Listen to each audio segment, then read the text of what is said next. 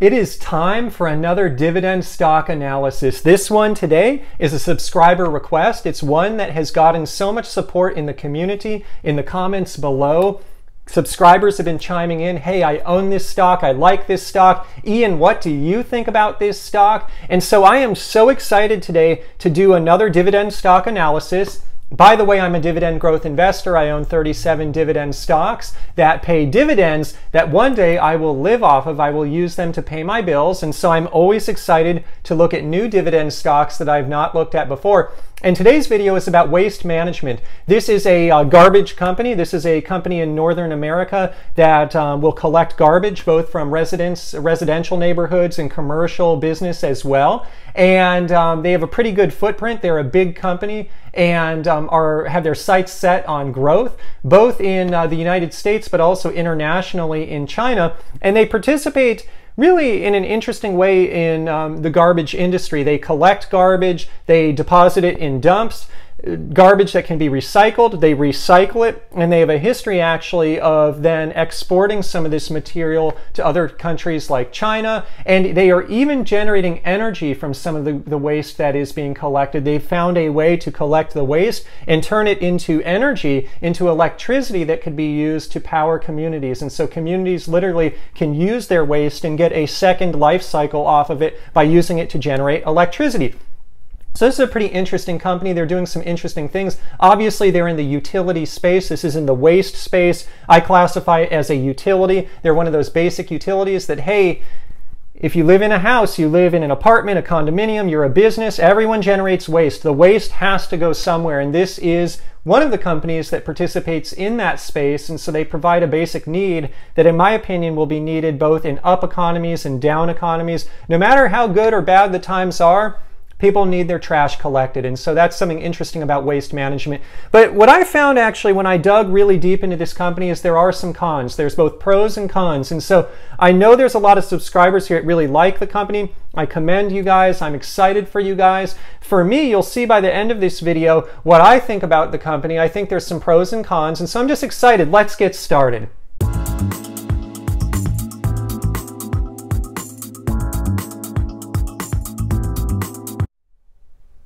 So welcome to another video here on PPC Ian.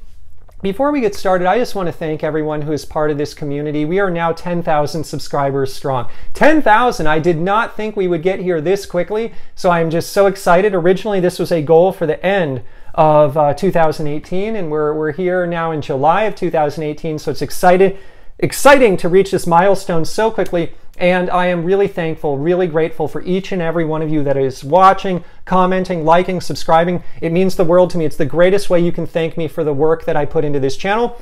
And I want to see this channel grow now to 100,000. That's my next milestone. And by the way, later this week, I'm going to be sharing, I think, my most exciting video I've ever done yet on PPCE. And this is a video to commemorate 10,000 subscribers. I'm going to be sharing some insights that I've never shared before. Some really good stuff, really, really good stuff. So if you have not subscribed yet, please consider doing so, and just wait. Later this week I've got some really cool stuff coming. But anyways, I got some cool stuff today as well. Let's jump into waste management. So first, let's just start with the dividends. I invest for dividends and cash flow. I got to start with the dividends. This company pays a quarterly dividend. I list the quarterly dividends here by year from 2011 through 18. Most recently, this company raised its dividend by 9.4%. That's huge for a utility, for a basic utility company, for a 9.4% increase. That's really good. I think it's captured the attention of many dividend investors out there. I think this is one of the reasons dividend investors like this company so much.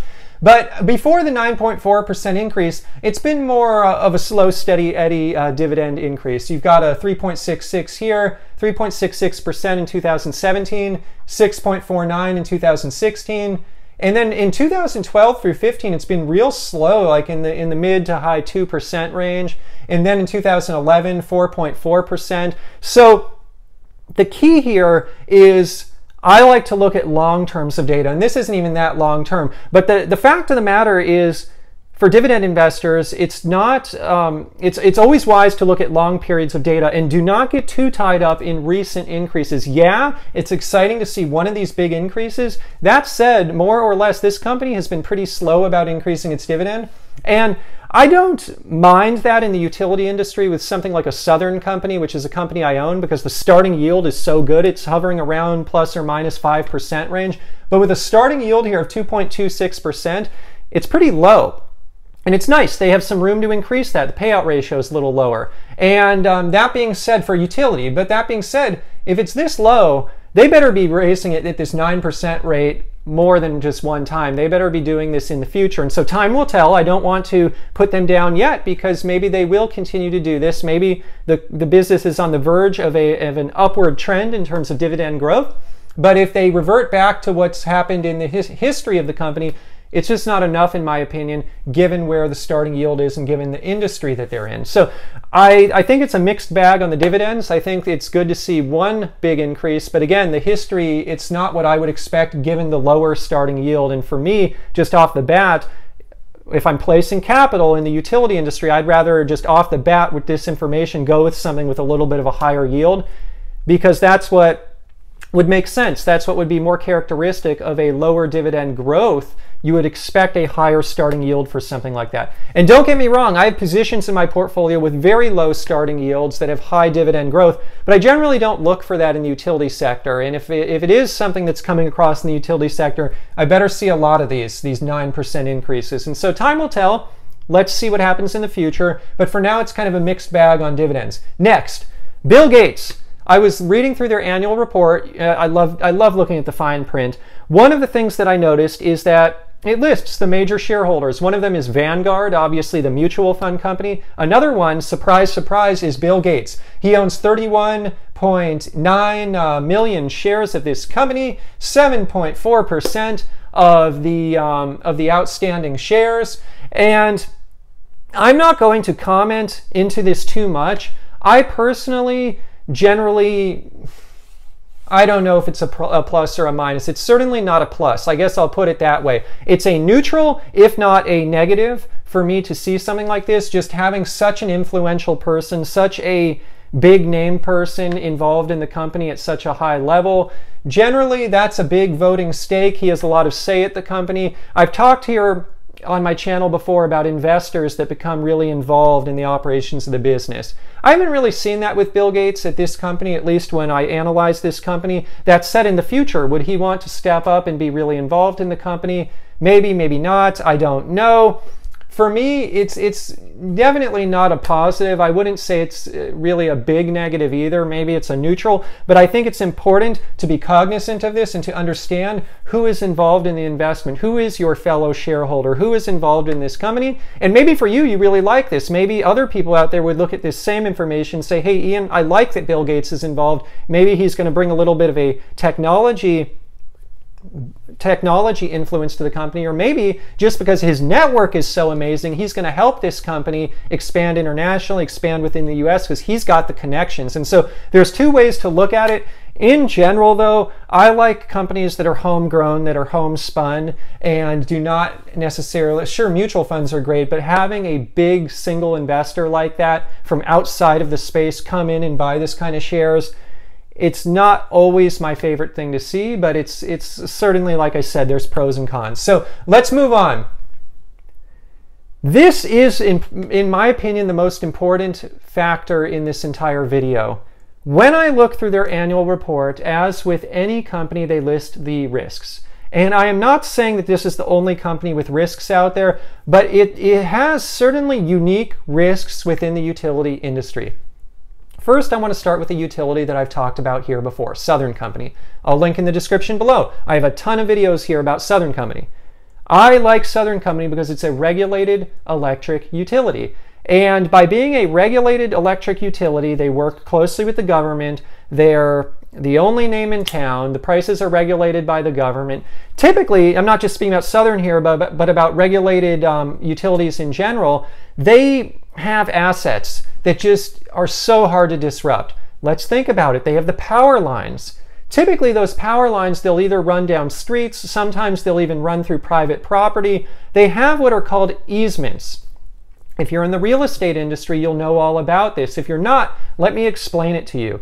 When someone has an easement, it means they have certain rights on property that they do not own. Well, and sometimes, quite frankly, the electric utilities, they may own certain properties. But I'm talking even about property they don't own. It might be government property, it might be the local communities, streets, it might be private property. They have what are called easements. And what these easements are, it's like, hey, dating back basically decades ago to when these utilities came to be, they have these recordings on file, on title, that say, hey, I have an easement to have my electricity, my electric poles run through your property in perpetuity. And it's not always electric poles. Sometimes they underground it. So they have the easement to have the electric running under the ground. And some of these companies, they're participate in natural gas. They've got the gas lines running as well. They have other property that has the infrastructure, as the power plants. Now, let's say the government came along and said, hey, I don't really want to work with this company anymore. I want to do it myself. It would be real hard for the government to do that because, quite frankly, all these easements are there since the beginning of time. They have all the infrastructure, the power lines, the pipes under the ground, all of that is in place. How can you disrupt that? How can you disrupt something like that? It is real hard, real hard. I'd say the biggest disruptor might be solar, if everyone out there just went 100% solar somehow and there's some big innovation. Or electric, maybe they bought the Tesla battery and everything's battery powered. Fine, that's a disruptor. But I don't see the government coming in and doing some kind of disruption with a electric utility, regulated electric utility. And so I actually star easements over here. This is real important. Now, let's contrast that with waste management. In the annual report, waste management says, hey, we have competition. And look, everyone has competition. They all have to disclose this. But what I thought was interesting is they said, who could our competition be? It could be government or quasi-government competition. I don't want to get into politics today. I just don't want to do it. And I don't want to be party to any one side of the political debate here on my channel. This is a neutral channel from a political standpoint. But one thing I think everyone can agree on is there's certain movements out there. There's certain movements that are gaining steam. And one of those movements that I see, and I notice this because of my Facebook and the friends that I have, there are millennials in particular. A lot of them support these kind of movements, and these are some movements towards more towards I would say a socialist infrastructure or a big government infrastructure. And again, I'm not trying to say that's right or that's wrong. I'm trying to stay just here real neutral. But what I'm saying is I'm cognizant of these types of movements. And when I see movements towards bigger government, government doing more, government taking on more responsibility than before, that's something I think is in the cards. Maybe not today, maybe not tomorrow, but I'm looking decades out. I'm looking over the long run. I could potentially see bigger government. And if bigger government is happening, fine. I'm not saying that's good or bad. When a company says that one of their biggest competitors is the government, it is, or quasi-government type operations, okay, and then we have trends towards bigger government, okay, and we don't rely on power lines or pipes under the ground or infrastructure that just cannot be displaced, okay, yeah, they've got 249 landfills, 305 transfer stations, they have material recovery facilities, fine. I just don't see that as the kind of competitive moat that a regulated electric utility has.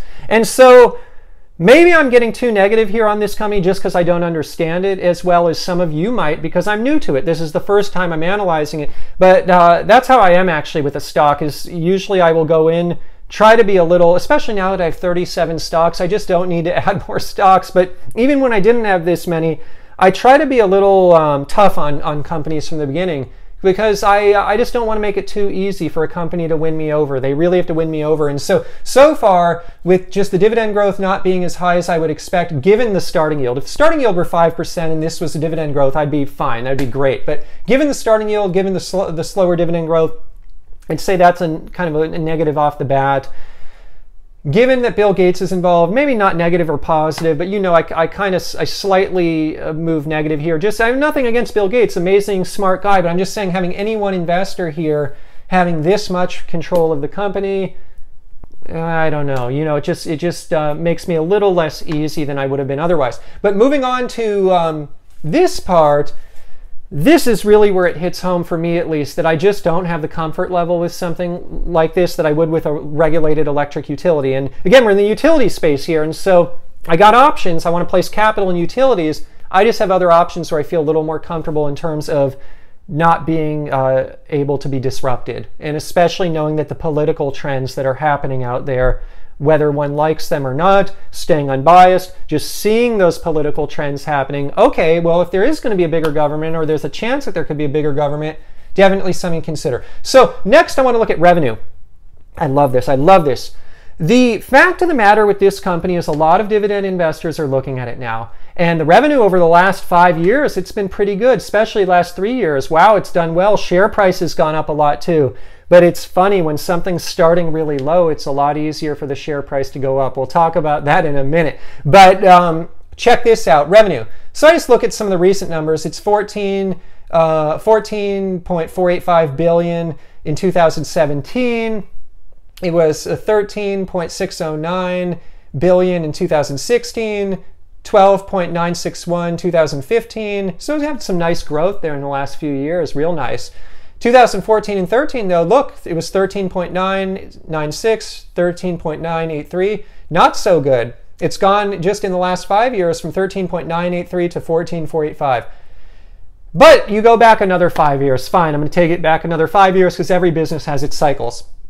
Check that out. You go back to 2009, it was at 11.791. Nice growth. But then I don't stop there. I just keep going back, keep going back. When I go back to 2005, it was at 13.074. This company, when I compare 2005 to 2017, the revenue has only grown 10.8%. That is not very quick. And so and that's fine, quite frankly, with a regulated utility that has a high starting yield. I know what I'm getting into. I'm getting it because I want current yield. I want some of that in my portfolio. Fine, but I feel like this company, it has like a mixed personality. On paper, it's being treated like a growth stock at least. Its stock price is going up. The starting yield is kind of low. And investors are excited about these growth prospects, and maybe they will come to fruition. We'll talk about that in a minute. On the other side of the hand, though, when I just look at the numbers, hey, dividends growing slow, revenues growing slow. I look at this from a historical standpoint, at least, as a steady Eddie utility. And if it's a steady Eddie utility, why is this yield, this starting yield, not higher? It just doesn't make sense to me. And so it's kind of a tale of just a split personality on this stock, at least from what I'm seeing, is that investors think it's one thing, but the numbers, it tells me something completely different. And so again, nothing against the company, but if this is the company we're dealing with, in my opinion, the PE should probably be lower than it is now, and the starting yield should be a lot higher. They should have raised the dividend more. Then again, don't worry, we are going to get into some positives here. I'm not just trying to slam Waste Management, but we'll get into some positives here. I'm just trying to be honest and fair. So next I want to just talk about some closing items. So with this company, obviously I've been discussing some of the negatives so far. There are some real good positives as well. And so let's start with one of them, net margin. The net margin for this company in 2017 was a 13.5%. For a utility company, that's a good margin. That is a really solid margin. It's a good margin. Now, the thing about this company is the 2017 net margin was really strong, but I did look at 2016 and it was a little bit different, or quite a few percentage points differently. And so the fact of the matter is here is the net margin's jumping around a bit. It's not stagnant. It's not the same each year. That being said, as of 2017, at least what this shows is they are capable. They are capable of driving a 13+% net margin, which is fabulous for a utility company. Just amazing. Next thing, long-term debt. I love this. The long-term debt of this company is $9.5 billion.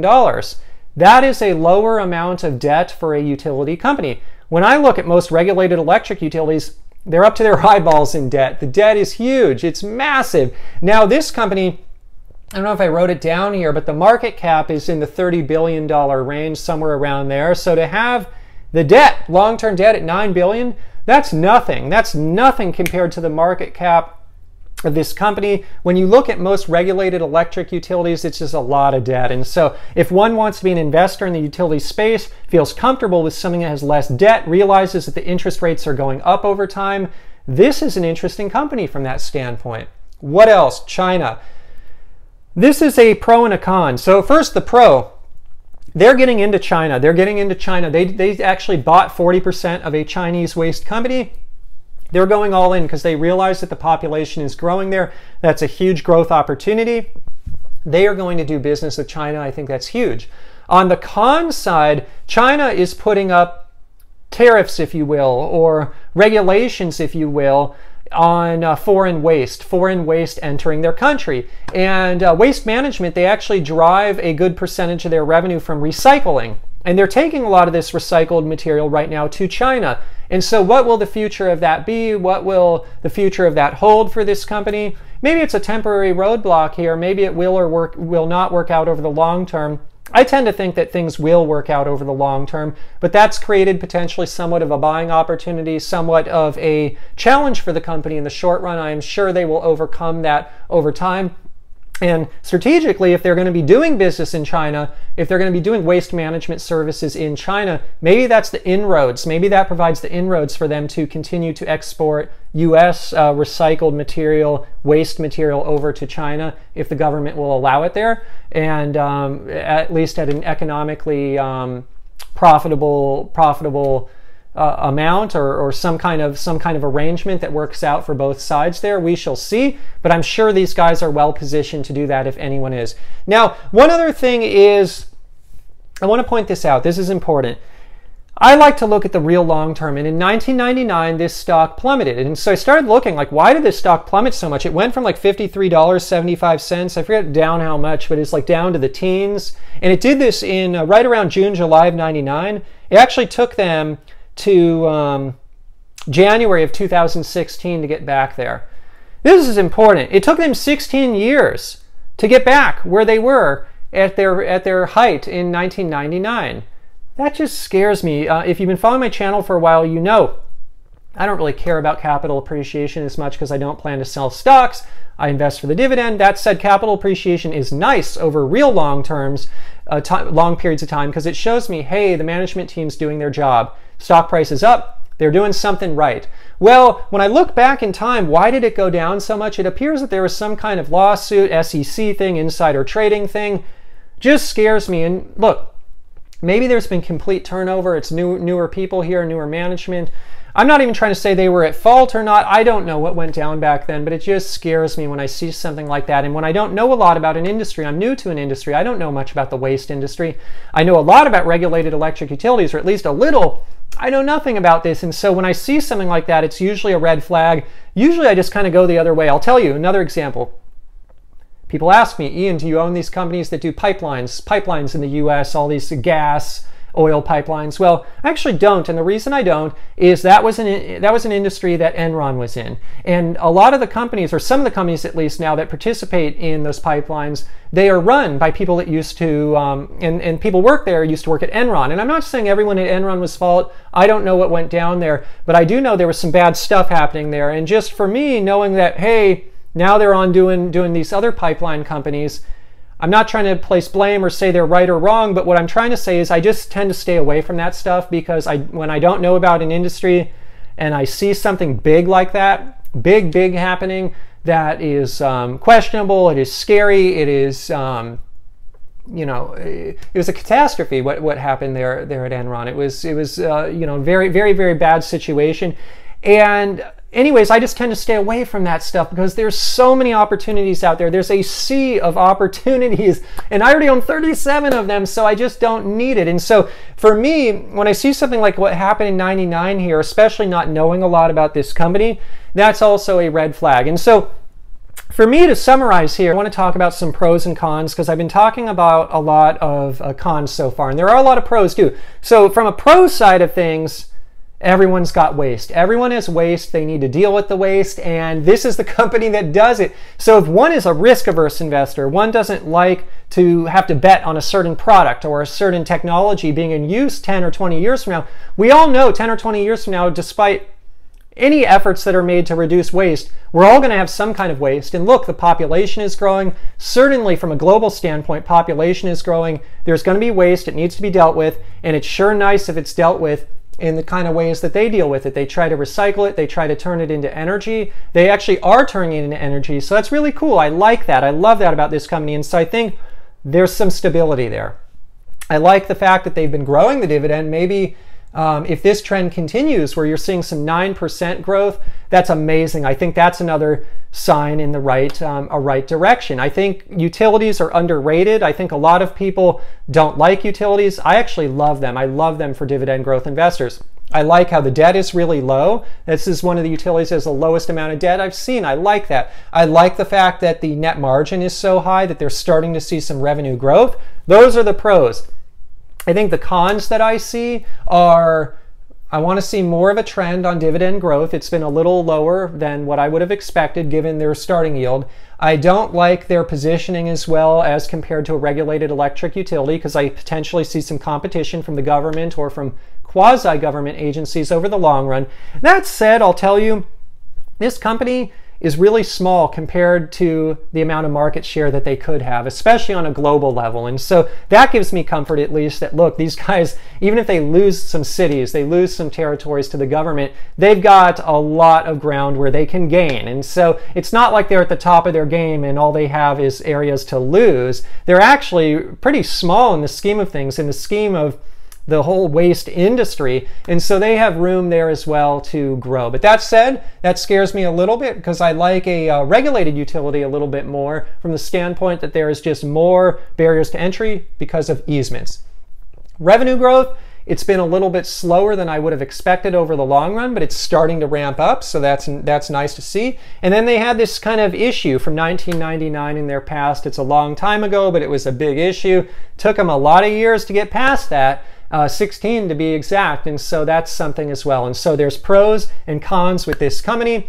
For me, I will not be buying this company. I just have exposure to other utilities at this point that give me current yield. They give me higher starting yield. I feel more comfortable with them. I'm a creature of comfort. That's another thing is, look, in dividend growth investing, when one buys a company, holds it forever, it's important to hold companies that one believes in, one loves, and one is going to stay true to. With this particular company, I just don't have that sense of affinity that I do with something like a Southern company, and that's okay. Maybe out there, other people, you do. You have affinity for this. You don't like Southern Company. And so what I'm saying is, I'm not saying it's a bad stock. I'm not saying it's not the right stock. It's just not for me, and it could totally be for someone else. It could work perfectly well for someone else who has that affinity, who has a much deeper knowledge on it than I do, who has much more experience in the industry than I do, but I just don't have it.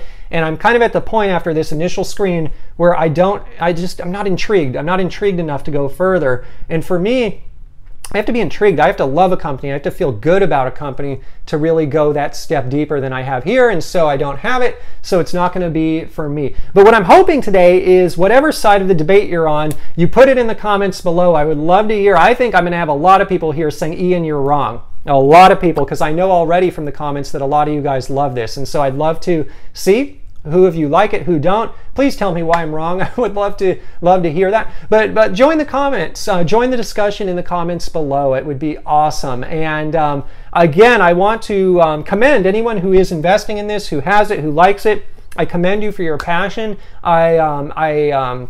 I'm not trying to put you down, and I thank you. I thank you for the opportunity to review this stock and just give the pros and cons and give my honest opinion. And so before we leave today, friendly disclosure, I own Southern Company, ticker symbol SO. I am long on that company. I own that company in my portfolio. And a friendly disclaimer, I'm not a licensed investment advisor. Today's video is not investment advice. This video is just for your fun and entertainment. If you're going to go out and invest in the stock market or anywhere else, please consult a licensed financial advisor first. Before you leave, I want to just thank you again. If you have subscribed to my channel, we have now surpassed 10,000 subscribers. I really, really am grateful. I want to thank you. I really want to thank you. It means a lot to me. And if you've not subscribed yet, consider doing so. You're going to join an awesome community, a lot of awesome people here, and just sharing our opinions on stocks and trying to be better dividend growth investors. I'm trying to be better. I'm trying to learn, continue to up my game. I've been doing this for over 20 years, but I like to stay humble and continue to grow. And analyzing stocks like this gives me that opportunity, so it's a lot of fun. Before I leave today, I want to let you know that the next video is going to be real special. Real special, dropping some serious insights in my next video that's going to commemorate 10,000 subscribers. So thank you for being here today, and I will see you in the next dividend investing video.